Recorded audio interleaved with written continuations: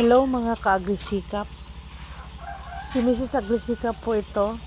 I-take over ko muna yung pag-voice over sa video ng asawa ko. Ito ngayon, ipapakita ko yung ginagawa niyang garahe. Dati meron kaming garahe na super luma na at saka maliit lang yung area para garahe sa tricycle niya dati at saka sa single na motor namin muntik ng or malapit ng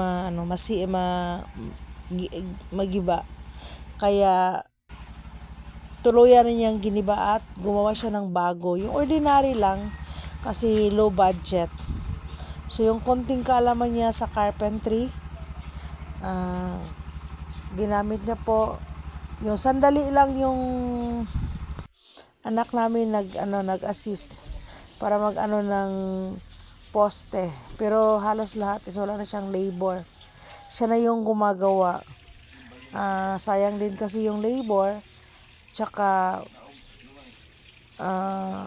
yung dumidiskarte na lang siya sa ibang mga paraan paano ayusin o paano gawin. Kahit maraming ginagawa, sobrang busy sa pagbiyahe ng umbak o bao-bao, sa palayan, at saka sa lettuce namin, sinisingit pa rin niya to na siya mismo yung gagawa, hindi na magsuhol or magbayad ng tao na gagawa nito kasi sayang din yung pera. Ayaw niya rin na magbayad pa, siya na lang daw yung gagawa. Kaya nga, naisipan ko hindi to na upload agad, kaya naisipan ko na rin na ako na lang yung mag voice over para may upload ko na yung itong video na to. Siya nga po pala, suportahan nyo po yung channel ng asawa ko, baki subscribe, like, and share. And pakihit na lang din po yung notification bell para kung merong mga bagong upload yung asawa ko,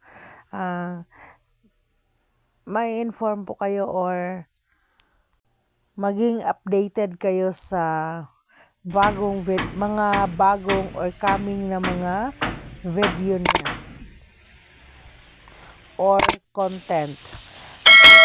Siya nga po pala, na lang din po, paki-comment na lang din po kung taga saan kayo para alam ko kung saan po or alam ni Agrisikap kung saan naabot yung video niya or yung channel niya.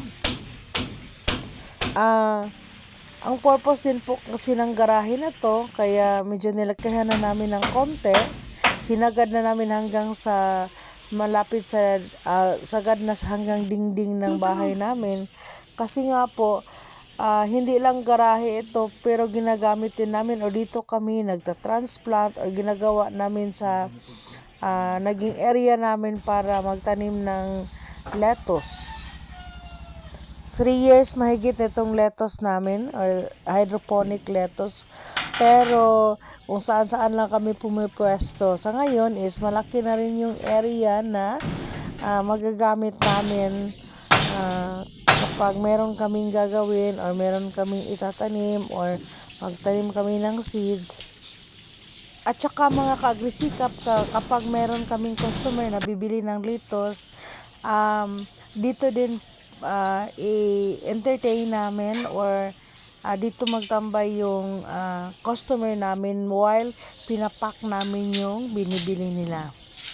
Actually, ang dami na ng purpose dito magagamit. Pwede kung merong okasyon, merong birthday, or merong mga salo-salo, pwede na rin itong maging dito yung venue kasi para sa pamilya lang. Kasi nga, malaki-laki na ng konti yung area niya. Hanggang dito na lang po muna mga ka-agrisikap. Hanggang sa muli po. Bye-bye!